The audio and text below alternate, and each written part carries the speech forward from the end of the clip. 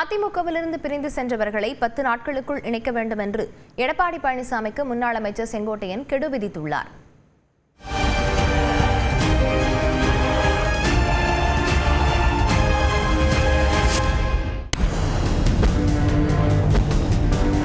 இரண்டு வாய்ப்புகள் எனக்கு கிடைத்தது.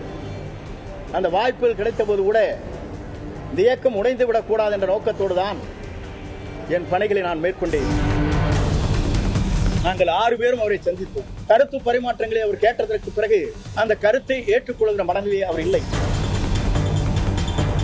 மறப்போம், மன்னிப்போம். வெளியே சென்றவர்கள் அனைத்து இந்திய அண்ணா திராவிட முன்னேற்ற கழகத்திலே முக்கிய பொறுப்பிலே இருக்கின்றவர்கள். அந்த முக்கிய பொறுப்பிலே இருக்கின்றவர்கள் இணைக்கப்பட வேண்டும் என்பதுதான் என்னுடைய நோக்கம். 10 நாள். அதிமுக முன்னாள் அமைச்சர் செங்கோட்டையன் மனம் திறந்து உதிர்த்த வார்த்தைகள் தான் இவை. அதிமுக பொதுச் செயலாளர் எடப்பாடி பழனிசாமி மீது முன்னாள் அமைச்சர் செங்கோட்டையன் அதிருப்தியில் இருப்பதாக கூறப்பட்டது. இது தொடர்பாக மனம் திறந்து பேச இருப்பதாக அறிவித்த செங்கோட்டையன் ஈரோடு மாவட்டம் கோபிச்செட்டிப்பாளையத்தில் தனது வீட்டிலிருந்து அதிமுக அலுவலகத்திற்கு தொண்டர்கள் புடைசூழ பேரணியாக சென்றார். முன்னாள் முதலமைச்சர்கள் அண்ணா, எம்ஜிஆர், ஜெயலலிதா ஆகியோரின் புகைப்படங்கள் அடங்கிய வாகனத்தில் செங்கோட்டையன் சென்றார்.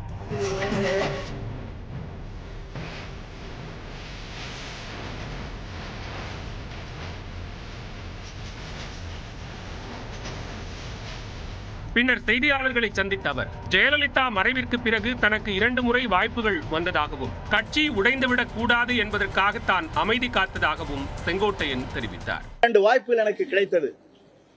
அந்த வாய்ப்புகள் கிடைத்த போது கூட இந்த இயக்கம் உடைந்துவிடக் கூடாது என்ற நோக்கத்தோடு தான் என் பணிகளை நான் மேற்கொண்டேன். இந்நிலையில் அதிமுக மீண்டும் ஆட்சியில் அமர வேண்டும் என்றால் முக்கிய பொறுப்புகளில் இருந்து வெளியேறியவர்களை கட்சியில் சேர்க்க வேண்டும் என்று செங்கோட்டையன் வலியுறுத்தினார். மறப்போம், மன்னிப்போம். வெளியே சென்றவளை நாம் அரவணைத்தால் மட்டும்தான் இந்த தேர்தல் களத்தில் நாம் வெற்றி பெற முடியுமே தவிர, இது நம்முடைய தலைவர்கள் நமக்கு கற்றுத்தந்திருக்கிற பாடம். வெளியே சென்றவர்கள் அனைத்து இந்திய அண்ணா திராவிட முன்னேற்ற கழகத்திலே முக்கிய பொறுப்பிலே இருக்கின்றவர்கள். அந்த முக்கிய பொறுப்பிலே இருக்கின்றவர்கள் இணைக்கப்பட வேண்டும் என்பதுதான் என்னுடைய நோக்கம். சென்றவர்கள் வேண்டுகோளை அதைத்தான் வைக்கிறார். நான் ஒன்றே உங்களிடத்தை சொல்ல விரும்புகிறேன். அவர் வைக்கின்ற வேண்டுகோள் எந்த கண்டிஷனும் இல்லை. எங்களை ஏற்றுக்கொள்ளுங்கள், உங்களோடு இணைந்து பணியாற்றுகிறேன், நாட்டு மக்கள் நலன் கருதி, தொண்டர் நலன் கருதி நாங்கள் எந்த தியாகத்தையும் செய்ய தயாராக இருக்கிறோம் என்று பல்வேறு மேடையிலும் கடிதங்கள் மூலமாகவும் அவர் நமக்கு கொடுத்துக் கொண்டே இருக்கிறார். பிரிந்து சென்றவர்களில் யாரை கட்சியில் இணைப்பது என்பதை பொதுச் செயலாளர் முடிவு செய்யலாம் என்று கூறிய செங்கோட்டையன் அதற்கு 10 நாட்கள் கெடுவும் விதித்தார். 10 நாள் அதே முயற்சி ட்ரை பண்ணுவானுங்கிறதா. முதல் ஃபர்ஸ்ட் நீங்க பேச்சுவார்த்தை 1 மாசம் வேணா நடக்கலாம். அந்த முயற்சி இருக்குங்கிறதா. தனது கோரிக்கை நிறைவேற்றப்படவில்லை என்றால் ஒத்த கருத்துடையவர்கள் இணைந்து முடிவெடுப்போம் என்று செங்கோட்டையன் குறிப்பிட்டார். ஆகவே விரைந்து இதற்கான நல்ல முடிவுகளை மேற்கொள்ள வேண்டும் என்பதுதான் எங்களுடைய வேண்டுகோள். அப்படி விரைந்து அந்த முடிவுகளை மேற்கொள்ளவில்லை என்றால் இதற்கு இந்த மணலில் இருக்கின்ற அனைவரும் ஒருங்கிணைந்து அதை செயல்படுத்துவதற்கு நாங்கள் அனைவரும் முன்னின்று அந்த பணிகளை மேற்கொள்வோம். பின்னர் செய்தியாளர்களின் கேள்விகளுக்கு பதிலளித்த அவர் பாஜக தலைமையை டெல்லி சென்று சந்தித்தது ஏன், கடந்த காலங்களில் கட்சி பொறுப்பில் இருந்து எடப்பாடி பழனிசாமி நீக்கப்பட்டது உள்ளிட்டவற்றை பகிர்ந்து கொண்டார். அவர் அழைக்கிறார்கள், போகிறோம்.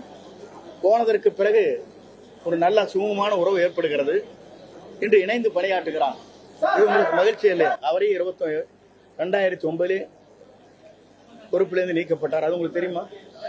செங்கோட்டையன் மனம் திறந்து பேசிய இந்நிகழ்வில் ஒரு முறை கூட எடப்பாடி பழனிசாமி என்ற பெயரை பயன்படுத்தவில்லை. அதற்கு பதிலாக முன்னாள் முதலமைச்சர், தற்போதைய எதிர்க்கட்சி தலைவர், அதிமுக பொதுச் செயலாளர் உள்ளிட்ட சொல்லாடல்களையே பயன்படுத்தினார். அதிமுகவிலிருந்து பிரிந்து சென்றவர்களை ஒன்றிணைக்க வேண்டும் என கூறி 6 பேர் தன்னை சந்தித்ததாக வெளியான தகவல் பச்சை பொய் என எடப்பாடி பழனிசாமி தெரிவித்திருந்த நிலையில் தான் உட்பட 6 பேர் எடப்பாடி பழனிசாமியை சந்தித்து பேசியதாக செங்கோட்டையன் கூறியுள்ளார். விவாத மேடையில் வைக்கிறீங்க, பத்திரிகையில் வெளியிடுங்க. 6 பேர் என்னை சந்திச்சாங்க. தான் இங்கே இருக்கிறார தம்பி, இப்போ தலைதான் இருக்காரு, இன்னும் 6 பேர் இங்கே தான் இருக்கிறாங்க. இவர்கள் இணைக்க சொன்னாங்கன்னு அத்தனை பச்சை பொய். திருப்பி சொல்லியாச்சு. கழகத்தை ஒன்றிணைக்கப்பட வேண்டும், வெளியே சென்றவர்களை இணைக்கப்பட வேண்டும். அதே நேரத்தில் மக்கள் என்ன நினைக்கிறார்களோ அதை நாம் நிறைவேற்ற வேண்டும் என்ற முறையிலே அன்றைக்கு அண்ணன் நத்தம் விஸ்வநாதன், சகோதரர் SP வேலுமணி, சகோதரர் தங்கமணி, சகோதரர் அன்பழகன், சகோதரர் CV சண்முகம், நாங்கள் 6 பேரும் அவரை சந்தித்தோம். நீண்ட போராட்டத்திற்கு பின் அதிமுக முன்னாள் அமைச்சர் செங்கோட்டையன் மனம் திறந்த நிலையில் அவரது கருத்து குறித்து அரசியல் தலைவர்கள் தெரிவித்த கருத்துக்களை பார்க்கலாம். அவர் எந்த நடவடிக்கை எடுத்தாலும் கழகம் ஒருங்கிணைக்க வேண்டும். ஒருங்கிணைத்தால்தான் மீண்டும் மாண்புமிகு அம்மாவுடைய ஆட்சியை தமிழகத்தில் நிறுவ முடியும் என்பதற்கால் தனது மனதின் குரலாக அவர் ஒலித்துக் கொண்டிருக்கிறார். அவருடைய எண்ணம், அவருடைய மனசாட்சி நிறைவேறுவதற்கு எங்களுடைய வாழ்த்துக்களை தெரிவித்துக் அதற்காகத்தான் நாங்களும் போராடி கொண்டிருக்கிறோம். நல்ல விஷயம், எல்லாரும் ஒன்னா சேருங்கிற சொல்றது நல்ல விஷயம் தானே. அது நான் தான் ஆரம்ப காலத்திலிருந்து நான் அதை சொல்லிட்டே இருக்கேன். எல்லாருமே இணையும் எக்ஸப்ட் திமுக. எல்லாரும் எல்லாருமே வரணும், வர வேண்டும், வரும். அதிமுகவும் பாஜகவும் மூழ்கின்ற கப்பல்ல ஏறினா நாமளும் முழுகிடுவோம், அதுல ஏற வேணான்னு சில பேர் நினைக்கிறாங்க. சில பேர் ஏறினவங்க இறங்கிடுறாங்க. இதுதான் யதார்த்தம். ஆகையால இப்போ அவரு கெடு வச்சுக்கிறதெல்லாம் இவர் அம்மையார் சசிகலாவை சேர்த்துக்குவாரா, அண்ணன் OPS சேர்த்துக்குவாரா? சேர்த்தா என்ன நடக்கும்? அண்ணன் TTV என்ன நடக்கும்? இவருடைய ஆளுமை குறையும். அவர் இன்று மனம் திறந்து பேசப்போவதாக சொன்னார். ஆனால் இன்னும் முழுமையாக அவர் மனம் திறக்கவில்லை என்று அவருடைய பேட்டியிலிருந்து தெரிய வருகிறது. யார் யாரை கட்சியிலே இணைக்க வேண்டும் என்பதை இன்னும் அவர் வெளிப்படையாக சொல்லலாம். என்றாலும் கூட அது அவர்களின் உட்கட்சி விவகாரம். இது என்னன்னா அவங்க உட்கட்சி விவகாரம், அதை பற்றி நான் ரொம்ப பேசக்கூடாது. ஏன்னா இது அதிமுகவை சேர்ந்தவர்கள் கூடி பேசி எடுக்க வேண்டிய முடிவு.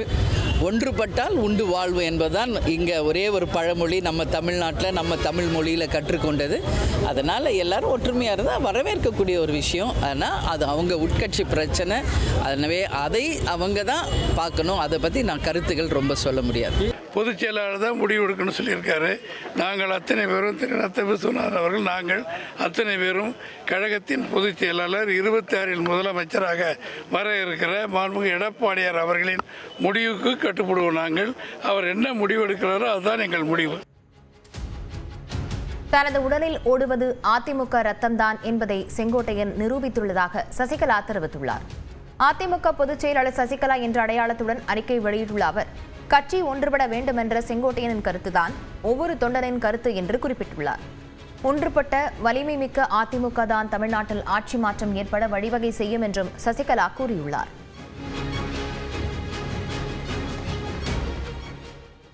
அதிமுகவிலிருந்து நீக்கப்பட்டவர்களை மீண்டும் சேர்க்க முன்னாள் அமைச்சர் செங்கோட்டையன் கெடு விதித்த நிலையில் அதிமுக பொதுச் செயலாளர் எடப்பாடி பழனிசாமியின் பரப்புரையில் அவருக்கு எதிராகவும் ஆதரவாகவும் தொண்டர்கள் திரண்டெழுந்தனர்.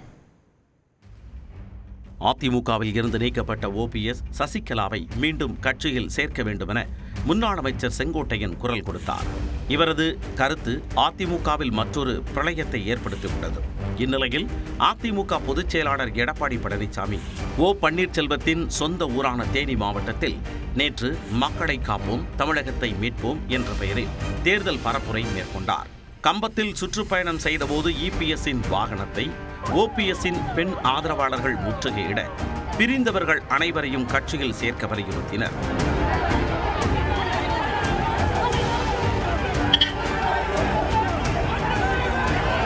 சங்கராபுரத்தில் 100க்கும் மேற்பட்ட அதிமுக தொண்டர்கள் எடப்பாடி பழனிசாமியின் வாகனத்தை முற்றுகையிட்டனர். கையில் பேனர்களுடன் அவர்கள் முழக்கமிட்டனர்.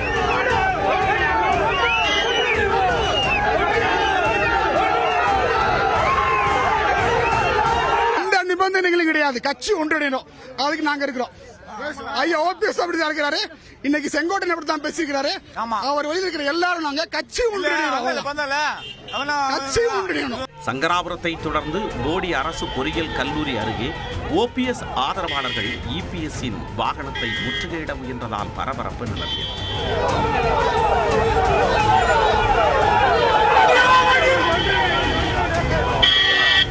அதிமுகவில் பிரிந்தவர்கள் அனைவரும் ஒன்றிணைய வேண்டுமென போடி போஜன் பார்க் பகுதியில் பன்னீர்செல்வம் ஆதரவாளர்கள் கருப்பு கொடி ஏந்தி முழக்கமிட்டனர்.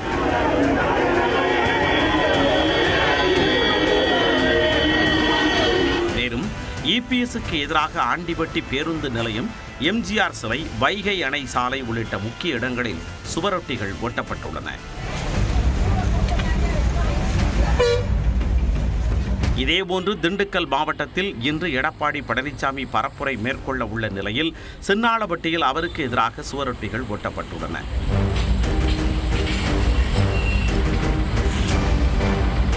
இந்த நிலையில் போடியில் எடப்பாடி பழனிசாமி பரப்புரையில் ஈடுபட்ட போது ஒற்றுமை வேடம் போடும் நரிகள் வேண்டாம் என்ற வாசகம் அடங்கிய பதாகைகளை இபிஎஸ் ஆதரவாளர்கள் ஏந்தி நின்றனர்.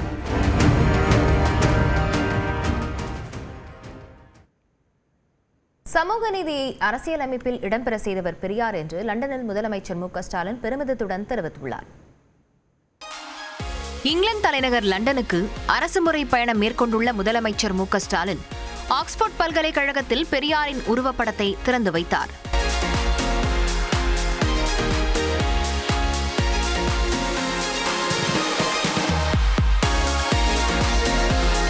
தி டிராவிடியன் பாத்வே மற்றும் தி கேம்பிரிட்ஜ் கம்பானியன் டு பெரியார் என்ற 2 புத்தகங்களை முதலமைச்சர் வெளியிட்டார். பின்னர் பெரியாரின் மரபு மற்றும் திராவிட சிந்தனையின் ஆழமான தாக்கம் என்ற தலைப்பில் சிறப்புரையாற்றிய முதலமைச்சர் பெரியாரின் கருத்துக்களை நினைவு கூர்ந்தார். உலகத்துல எந்த அகராதியை கொண்டு வந்து காட்டினாலும் இதை விட சிறந்த சொல்ல காட்ட முடியாதுன்னு சொன்னார் தந்தை பெரியார். ஒரு மனிதனுக்கு சுயமரியாதை இனத்தை ஊட்டிட்டா அவன் வெற்றி பெற்றுடுவான்னு சொன்னார். அது மட்டுமல்ல, உலகத்திலேயே உயிரை கொடுத்து பெற வேண்டிய ஒன்னே ஒன்று என்னன்னு கேட்டீங்கன்னா சுயமரியாதை தான் அழுத்த திருத்தமாக சொன்னார். மனிதனுடைய சுயமரியாதையை காக்கத்தான் எல்லா அரசியல் தத்துவங்களும் தேவைன்னு சொல்லி தான் உருவாக்கின இயக்கத்துக்கே சுயமரியாதை இயக்கம்னு பேர் வச்சார். தொடர்ந்து பேசிய அவர் சாதி வேறுபாடுகளையும் ஏற்றத்தாழ்வுகளையும் முற்றிலுமாக விலக்குகிற பயணத்தின் பல்வேறு படிநிலைகளை படிப்படியாக தாண்டி வர வேண்டும் என்று கூறினார். சமூக நீதி கொள்கையை தமிழ்நாடு மட்டும் இல்ல, இந்தியா முழுமைக்கான கொள்கையா இந்திய அரசியலமைப்பு சட்டத்தில் இடம்பெற வச்சவர் தந்தை பெரியார். நாம் செல்ல வேண்டிய தூரம் இன்னும் இருக்கு. இந்த பயணத்தில் ஏற்படக்கூடிய தேக்கங்களை, தேவையற்ற இடைஞ்சல்களை, பழைய குளறுபடிகளை நாம் ஒதுக்கணும். போலி பெருமைகளில் சிக்கி மறுபடியும் பின்னோக்கி போயிடக்கூடாது. நம்மை பின்னோக்கி எடுக்க அத்தனை விதமான தந்திரங்களையும் மேற்கொள்வாங்க. கொஞ்சம் ஏமாந்தாலும் நம்முடைய அத்தனை உழைப்பும் கேள்விக்குறியாகிடும். வாழ்வியல் தத்துவத்தை உலகிற்கு எடுத்துரைத்தவர் பெரியார் என்றும் முதலமைச்சர் கூறினார். திருக்குறள் உலக பொதுமறையாக இருப்பதை போன்று பெரியாரின் சிந்தனைகளும் உலகம் முழுக்க தேவையானவை என்று மு க ஸ்டாலின் தெரிவித்தார். பெரியார் உலகமயமாவதாக குறிப்பிட்ட முதலமைச்சர் உலகம் மானுடத்தன்மையை மதிப்பதாக மாறட்டும் என்று கூறினார். ஒரு நிமிட செய்தி தொகுப்புகள் சிலவற்றை பார்க்கலாம். 3வது பிரசவத்திற்கு மகப்பேறு விடுப்பு வழங்க மறுக்க முடியாது என சென்னை உயர்நீதிமன்றம் உத்தரவிட்டுள்ளது. கள்ளக்குறிச்சி மாவட்டம் உளுந்தூர்பேட்டை கூடுதல் முன்சிப் நீதிமன்றத்தில் இளநிலை உதவியாளராக பணியாற்றி வந்த ரஞ்சிதா என்பவர் 3வது பிரசவத்திற்கு ஓராண்டு மகப்பேறு விடுப்பு வழங்க கோரி ஆகஸ்ட் 14ஆம் தேதி நீதிபதிக்கு விண்ணப்பம் அளித்திருந்தார். அந்த விண்ணப்பத்தை நிராகரித்து முன்சிப் நீதிமன்ற நீதிபதி பிறப்பித்த உத்தரவை எதிர்த்து ரஞ்சிதா சென்னை உயர்நீதிமன்றத்தில் வழக்கு தாக்கல் செய்திருந்தார். இந்த வழக்கு நீதிபதிகள் ஆர் சுரேஷ்குமார் மற்றும் ஹேமந்த் சந்தன் கவுடர் அமர்வு முன்பு விசாரணைக்கு வந்தது. அப்போது பணிக்கு சேரும் முன்பே 2 குழந்தைகள் பெற்ற நிலையில் பணிக்கு சேர்ந்து 3வது முறையாக கருவுற்ற பெண்ணுக்கு மகப்பேறு விடுப்பு வழங்கும்படி உச்சநீதிமன்றம் பிறப்பித்த உத்தரவை சுட்டிக்காட்டி மனுதாரருக்கு மகப்பேறு விடுப்பு வழங்க உத்தரவிட்டனர். குழந்தை பிறப்புக்கு முன்பும் பின்பும் வலிகளை அனுபவிக்கும் தாய்க்கு ஆதரவாகவே மகப்பேறு விடுப்பு வழங்க கொள்கை முடிவெடுக்கப்பட்டுள்ள நிலையில் 3வது பிரசவத்திற்கு விடுப்பு மறுப்பது நியாயமற்றது எனவும் நீதிபதிகள் தெரிவித்தனர். தமிழ்நாட்டில் இன்று 7 மாவட்டங்களில் கனமழைக்கு வாய்ப்புள்ளதாக சென்னை வானிலை ஆய்வு மையம் தெரிவித்துள்ளது. இதுகுறித்து வெளியிடப்பட்டுள்ள செய்திக்குறிப்பில் தஞ்சாவூர், திருவாரூர், நாகப்பட்டினம், மயிலாடுதுறை, புதுக்கோட்டை, கடலூர், அரியலூர் மாவட்டங்களில் ஓரிரு இடங்கள் மற்றும் காரைக்கால் பகுதிகளில் கனமழை பெய்ய வாய்ப்புள்ளதாக தெரிவிக்கப்பட்டுள்ளது. நாளை தமிழ்நாடு, புதுச்சேரி மற்றும் காரைக்கால் பகுதிகளில் மிதமான மழைக்கு வாய்ப்புள்ளதாக அறிவிக்கப்பட்டுள்ளது. நாளை மறுதினம் ராமநாதபுரம், சிவகங்கை, புதுக்கோட்டை, தஞ்சாவூர், திருவாரூர், நாகப்பட்டினம் மாவட்டங்களில் கனமழைக்கு வாய்ப்பு இருப்பதாக கூறப்பட்டுள்ளது. அதேபோல் 9ஆம் தேதி நீலகிரி, தேனி, கோயம்புத்தூர், திண்டுக்கல், மதுரை, சிவகங்கை, திருச்சி, சேலம் மற்றும் கள்ளக்குறிச்சி மாவட்டங்களிலும், வரும் 10ஆம் தேதி கோயம்புத்தூர், நீலகிரி, சேலம், கள்ளக்குறிச்சி, திருவண்ணாமலை, திருப்பத்தூர், வேலூர், ராணிப்பேட்டை, காஞ்சிபுரம், செங்கல்பட்டு, விழுப்புரம் மாவட்டங்கள் மற்றும் புதுச்சேரியில் கனமழை பெய்ய வாய்ப்புள்ளது என்றும் கணிக்கப்பட்டுள்ளது. கடலூர் சிப்காட் ரசாயன தொழிற்சாலையில் ஏற்பட்ட விபத்தால் ரசாயன வாயு வெளியேறி 80க்கும் மேற்பட்டோருக்கு உடல்நலம் பாதிக்கப்பட்டது. கடலூர் சிப்காட் பகுதியில் உள்ள கிரீம்சன் ஆர்கானிக் என்ற பூச்சிக்கொல்லி மருந்து தொழிற்சாலையில் பயங்கர வெடிவிபத்து நடந்தது. இதனால் அந்த பகுதி புகை மண்டலமான நிலையில் அங்கிருந்த குழந்தைகள், கர்ப்பிணிகள், முதியவர்கள் என 80க்கும் மேற்பட்டோர் அடுத்தடுத்து மயங்கி கீழே விழுந்தனர். இதனால் ஆத்திரமடைந்த மக்கள் தொழிற்சாலையை முற்றுகையிட்டு முகப்பு அலுவலகம், காவலாளி அலுவலகம் மற்றும் அங்கிருந்த பொருட்களை அடித்து நொறுக்கியதுடன் கடும் வாக்குவாதத்தில் ஈடுபட்டனர். பின்னர் தொழிற்சாலையை முற்றுகையிட்டு போராட்டம் நடத்தினர்.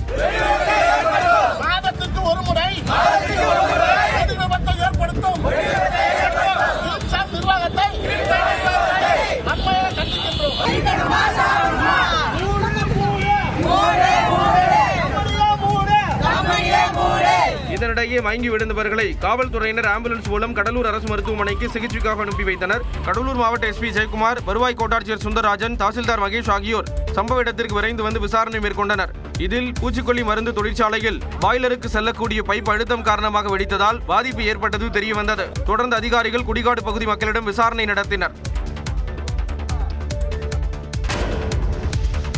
தொடர் மழையால் பஞ்சாப், ராஜஸ்தான் உள்ளிட்ட மாவட்டங்களில் பொதுமக்கள் பெரும் அவதிக்குள்ளாகினர். பஞ்சாப் மாநிலம் பிஜிலிகாவில் கனமழையால் ஏற்பட்ட வெள்ளம் இன்னும் வடியவில்லை. அப்பகுதி மக்கள் அத்தியாவசிய பொருட்கள் கிடைக்காமல் தவித்து வந்த நிலையில் பேரிடர் மீட்புப் படையினர் படகு மூலம் சென்று மீட்புப் பணியில் ஈடுபட்டனர். மேலும் பாகிஸ்தான் எல்லையில் இருந்தும் பஞ்சாபிற்குள் வெள்ளம் புகுந்தது.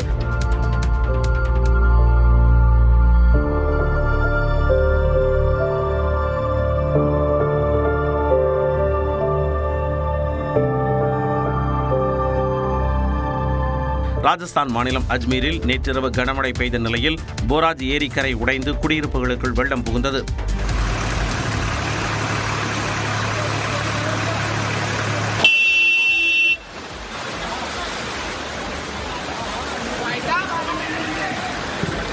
ஜம்மு காஷ்மீரில் மேக வெடிப்பு மற்றும் வெள்ளத்தால் தவிக்கும் பட்லா, பேஜா, கத்தியாரா உள்ளிட்ட பகுதிகளில் ராணுவத்தினர் மீட்புப் பணியில் ஈடுபட்டனர். நிலச்சரிவால் போக்குவரத்து துண்டிக்கப்பட்ட நிலையில் தற்காலிக பாலம் அமைக்கும் பணி நடைபெற்றது.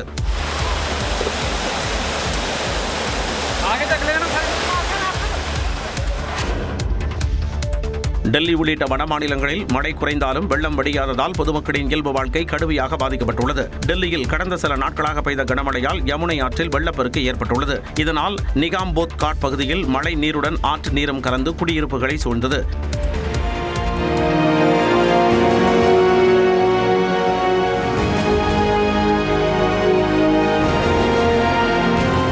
இதேபோன்று கலிண்டி பகுதியிலும் குடியிருப்புகளை வெள்ளம் சூழ்ந்ததால் பொதுமக்கள் அவதியடைந்தனர். நாராயணன் கோவிலுக்குள் மழைநீர் தேங்கியது.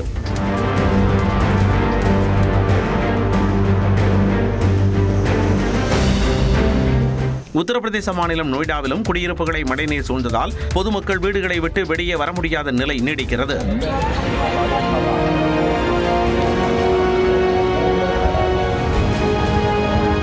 பெட்ரோலிய பொருட்கள், மதுபானம் உள்ளிட்டவற்றை ஜிஎஸ்டி வரம்புக்குள் கொண்டுவரும் திட்டம் தற்போது இல்லை என மத்திய நிதியமைச்சர் நிர்மலா சீதாராமன் தெரிவித்துள்ளார்.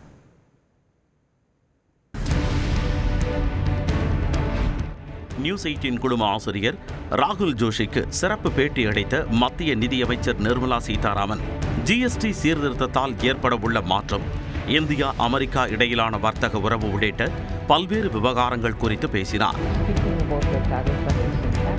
ஜிஎஸ்டி சீர்திருத்தத்தால் முதலீடு மற்றும் மக்களின் வாங்கும் திறன் அதிகரிக்கும் என்று கூறிய நிர்மலா சீதாராமன், அமெரிக்காவின் 50% வரி விதிப்பால் உருவாகும் பொருளாதார சுணக்கத்தை ஜிஎஸ்டி சீர்திருத்தம் கட்டுப்படுத்தும் எனவும் தெரிவித்தார். சுதந்திர தின உரையின் போது ஜிஎஸ்டி சீர்திருத்தம் குறித்து நாட்டு மக்களிடம் பிரதமர் மோடி அறிவித்தாலும் 8 மாதங்களுக்கு முன்னரே தன்னை அழைத்து சாமானிய மக்களும் பயனடையும் வகையில் ஜிஎஸ்டி சீர்திருத்தம் இருக்க வேண்டுமென கேட்டுக்கொண்டதாக நிர்மலா சீதாராமன் கூறினார். 99% பொருட்களை 18% வரி வரம்பிற்குள்ளேயே இருப்பதாகவும் அவர் குறிப்பிட்டார். 99% of all the goods and services which are touched by GST are now either in 0 or in 5 or in 18. There is nothing beyond. மேலும் யாரிடம் இருந்து கச்சா எண்ணெய் வாங்குவது சிறந்தது என இந்தியாவிற்கு தெரியும் என்றும், ரஷ்யாவிடம் இருந்து தொடர்ந்து கச்சா எண்ணெய் வாங்க உள்ளதாகவும் நிர்மலா சீதாராமன் தெரிவித்தார். அமெரிக்க வரி விதிப்பால் ஏற்பட்ட நெருக்கடியில் இருந்து இந்தியா மீளத் தொடங்கியதாகவும், விரைவில் நிதி ஆதாயங்களை பெருக்கி பொருளாதார சீரமைப்பை இந்தியா கட்டமைக்கும் என்றும் அவர் தெரிவித்தார். பெட்ரோலிய பொருட்களை தற்போதைக்கு ஜிஎஸ்டி வரம்பில் கொண்டு வரும் திட்டம் இல்லை என்று மத்திய அமைச்சர் தெரிவித்தார். Will petroleum products and alcohol continue to be outside the ambit of GST? Yes, the current proposal doesn't include it. The states will have and to. You don't see that happening in the near future? Not in the immediate future. நிறைவேற்ற முடியாத வாக்குறுதிகளை அளித்துவிட்டு மத்திய அரசு நிதி வழங்கவில்லை என எதிர்க்கட்சிகள் விமர்சிப்பது ஏற்றுக்கொள்ள முடியாதது என்று கூறிய மத்திய நிதியமைச்சர் நிர்மலா சீதாராமன், வாக்குறுதிகள் அளிக்கும் போது அதற்கான நிதி ஆதாரங்கள் குறித்து யாரும் ஆராய்வதில்லை என விமர்சித்தார். Is you give away a promise, once you have to come to fulfill it, you're searching and scrambling for resources. That's the biggest unsustainable argument. I'm more tempted to say bogus argument, because you give a promise, you win the election, you come to power, and then after that you're not able to fund it. நாட்டின் அமைப்பு எப்படி செயல்படுகிறது என்பதை புரிந்து கொள்ளாத காங்கிரஸ் மக்களின் உணர்வுகளையும் புரிந்து கொள்ளாமல் செயல்படுவதாக நிர்மலா சீதாராமன் காட்டமாக விமர்சித்தார். மேலும் ராகுல் காந்தி, ப. சிதம்பரம் உள்ளிட்டோர் ஆரம்ப காலத்தில் ஜிஎஸ்டியை கப்பர் சிங் வரி என விமர்சித்த நிலையில் தற்பொழுது ஜிஎஸ்டி சீர்திருத்தத்தால் மக்கள் அடையப் போகும் பலன்களை பார்த்து அதை கட்டமைத்ததில் தங்களுக்கும் பங்கு உள்ளது என ஆதாயம் பெற பார்ப்பதாக நிர்மலா சீதாராமன் விமர்சித்தார். அதிமுகவிலிருந்து சசிகலா, டிடிவி தினகரன் நீக்கப்பட்டு 7 ஆண்டுகளாகும் நிலையில் திடீரென அவர்களை இணைக்க செங்கோட்டையன் கெடு விதித்தது பல்வேறு கேள்விகளை எழுப்பியுள்ளது. செங்கோட்டையன் மனம் திறந்தது அரசியலா அல்லது அதிருப்தியின் வெளிப்பாடா? விரிவாக பார்க்கலாம் இந்த தொகுப்பில். முன்னாள் முதலமைச்சர் ஜெயலலிதாவின் மறைவிற்கு பின்னர் ஓபிஎஸ் முதலமைச்சர் ஆவார் என்று எதிர்பார்க்கப்பட்ட நிலையில் திடீரென காட்சிகள் மாறி எடப்பாடி பழனிசாமி முதல்வர் அரியணை ஏறினார்.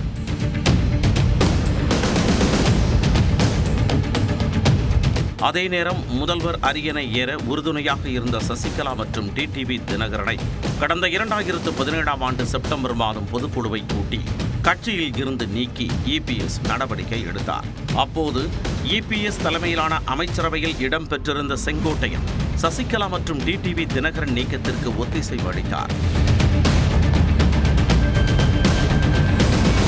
சசிகலா மற்றும் டிடிவி தினகரன் அதிமுகவில் இருந்து நீக்கப்பட்டு ஏறத்தாழ 7 ஆண்டுகளாகும் நிலையில் இவ்வளவு நாட்களாக மௌனம் காத்த பின் திடீரென அவர்களை ஒன்றிணைக்க கூறுவது செங்கோட்டையனை யாரோ பின்னால் இருந்து இயக்குவது போன்று எண்ண தோன்றுவதாக கூறப்படுகிறது. சட்டமன்ற தேர்தல் நெருங்கும் சூழலில் அதிமுகவிற்கு அழுத்தம் கொடுக்கவும் நெருக்கடி அளிக்கவும் எடுக்கப்பட்ட நடவடிக்கையே இபிஎஸ்க்கு செங்கோட்டையன் விதித்த 10 நாட்கள் கெடு என கூறப்படுகிறது. அதே நேரம் கட்சியில் தனக்கு உரிய மரியாதை வழங்குவதில்லை, ஈரோடு இடைத்தேர்தலின் போது தன்னிடம் ஆலோசிக்கவில்லை என செங்கோட்டையன் தொடர்ந்து அதிருப்தியில் இருந்ததாக கூறப்படும் நிலையில் அதன் வெளிப்பாடே இந்த திடீர் மனத்திறப்பிற்கு காரணம் என்று சொல்லப்படுகிறது.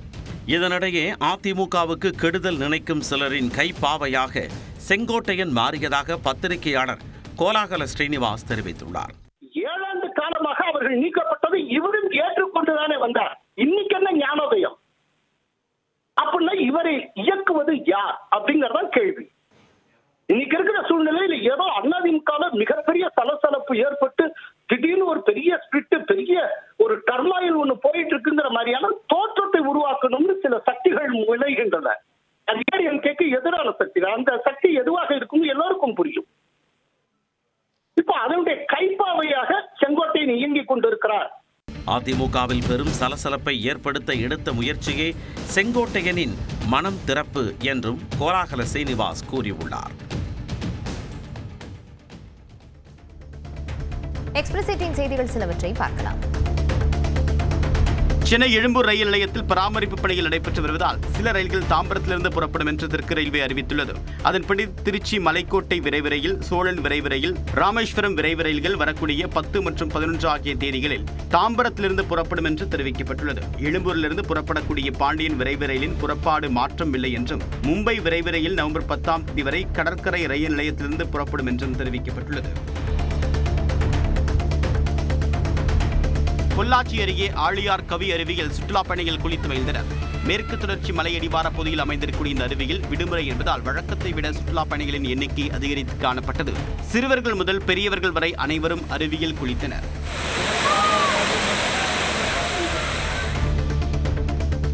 சிவகாசி மாநகராட்சியில் 15 ஆண்டுகளுக்கு பிறகு சாலை அமைக்கப்பட்டதை பொதுமக்கள் பட்டாசு வெடித்து கொண்டாடினர்.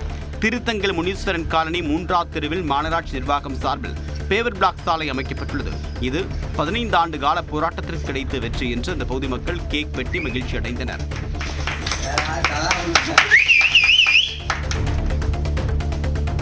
சென்னை அடுத்த ஆவடியில் சின்னத்திரையில் சிறு வேடங்களில் நடித்து வந்த இளம்பெண் தற்கொலை செய்து கொண்டார். கோவில் பதாகையை சேர்ந்த ரூபகலா வழக்கறிஞராகவும் சின்னத்திரை நடிகையாகவும் இருந்து வந்தார். போதுமான வாய்ப்புகள் கிடைக்காத மன உளைச்சலில் இருந்த அவர் வீட்டில் தற்கொலை செய்து கொண்டார். இந்நிலையில் அவருடைய செல்போனை காவலர்கள் கைப்பற்றி தற்கொலைக்கான காரணத்தை விசாரித்து வருகின்றனர்.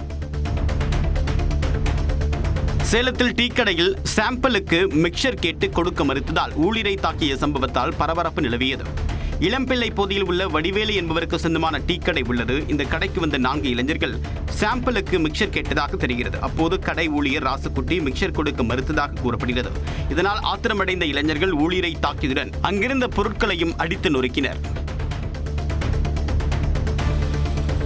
2 கையும் 2 காலும் போனா கூட காலிங்கிறவன் பொழைச்சிக்கிடுவான் சார் என்ற வசனத்திற்கேற்ப முதுகுளத்தூரில் நடைபெற்ற மாட்டு வண்டி பந்தயத்தில் ஒரு சக்கரம் சுழன்று ஓடிய போதிலும் 4வது பரிசை தட்டிச் சென்றுள்ளனர் இந்த இளைஞர்கள். நல்லூர் கிராமத்தில் கோவில் திருவிழாவை முன்னிட்டு சிறிய மாட்டு வண்டி பந்தயம் நடைபெற்றது. அப்போது அதிவேகத்தில் காலையில் சீறி பாய்ந்த போது வண்டி ஒன்றில் சக்கரம் ஒன்று கழன்று ஓடியது. இருப்பினும் அதில் பயணித்த சாரதியில் ஒரு சக்கரத்தின் மூலமாக வண்டியை இயக்கி பரிசை தட்டிச் சென்றனர்.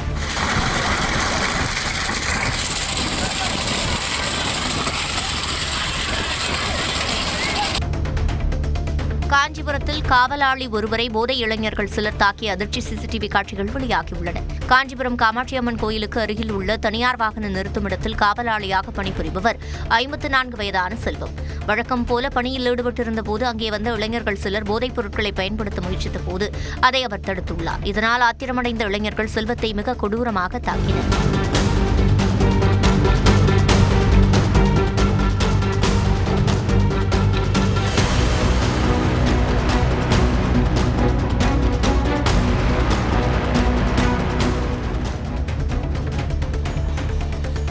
காகிதத்திற்கான ஜிஎஸ்டி வரி உயர்ந்துள்ளதால் கேலண்டர் மற்றும் டைரி உள்ளிட்டவற்றின் விலை உயரும் என கேலண்டர் உற்பத்தியாளர்கள் தெரிவித்துள்ளனர். காகிதத்திற்கு 12% என இருந்த ஜிஎஸ்டி வரியை 18% மத்திய அரசு உயர்த்தியுள்ளது. இதனால் சிவகாசி பகுதியில் உள்ள அச்சக உரிமையாளர்கள் கடும் அதிர்ச்சி அடைந்துள்ளனர். வரி உயர்வால் கேலண்டர் மற்றும் டைரிகளின் விலை 6% அளவுக்கு உயர வாய்ப்புள்ளதாக அவர்கள் கூறினர்.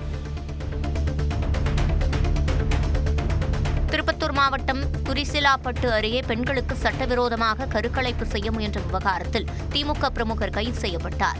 அரேதாமன் வட்டத்தைச் சேர்ந்த தேவி, ஜோலார்பேட்டையைச் சேர்ந்த விஜயா ஆகியோருக்கு சட்டவிரோதமாக கருக்கலைப்பு செய்ய ஏற்பாடு நடந்துள்ளது. இதற்கு சேலத்தைச் சேர்ந்த கனகா என்பவர் மூலம் திமுக பிரமுகரான கவிதா தேவியின் வீட்டில் வைத்து இருவருக்கும் கருக்கலைப்பு செய்ய ஏற்பாடு செய்துள்ளார். தகவல் அறிந்த காவல்துறையினர் விரைந்து வந்த நிலையில் கனகா தப்பியோடினார். இதனையடுத்து இடைத்தரகராக செயல்பட்ட கவிதாவை கைது செய்ததுடன் தேவி, அவரது தாய் விஜயா ஆகியோரிடம் விசாரணை நடத்தினர்.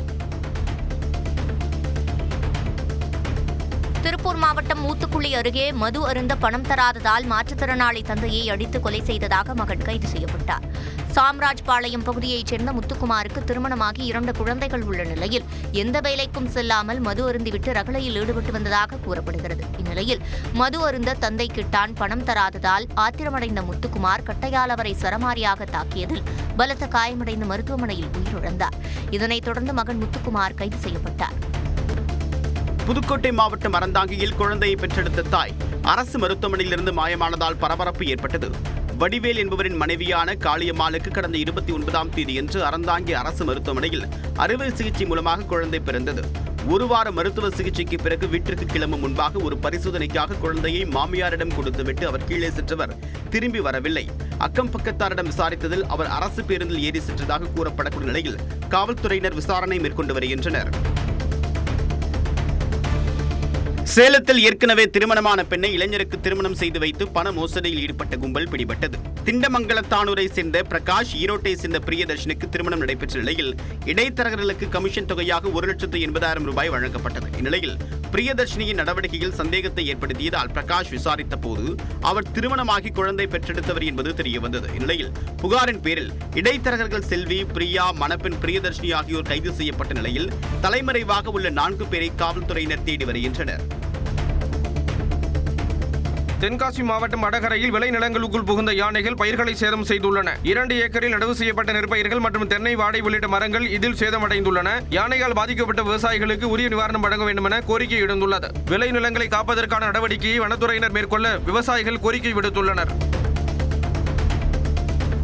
சிவகங்கை மாவட்டம் சிங்கமுனரி அருகே கோயில் திருவிழாவை ஒட்டி நடைபெற்ற ரேக்லா ரேஸ் பந்தயம் களை கட்டியது. செம்மணிப்பட்டியில் பெரிய மற்றும் சிறிய ரகம் என 2 பிரிவாக நடைபெற்ற இரட்டை மாட்டு வண்டி பந்தயத்தில் மதுரை, புதுக்கோட்டை, திண்டுக்கல் உள்ளிட்ட பல்வேறு மாவட்டங்களைச் சேர்ந்த 31 மாட்டு வண்டிகள் பங்கேற்றன. பந்தயத்தில் வெற்றி பெற்ற மாடுகள் மற்றும் அதன் உரிமையாளர்களுக்கு ரொக்கப்பணம் பரிசாக வழங்கப்பட்டது.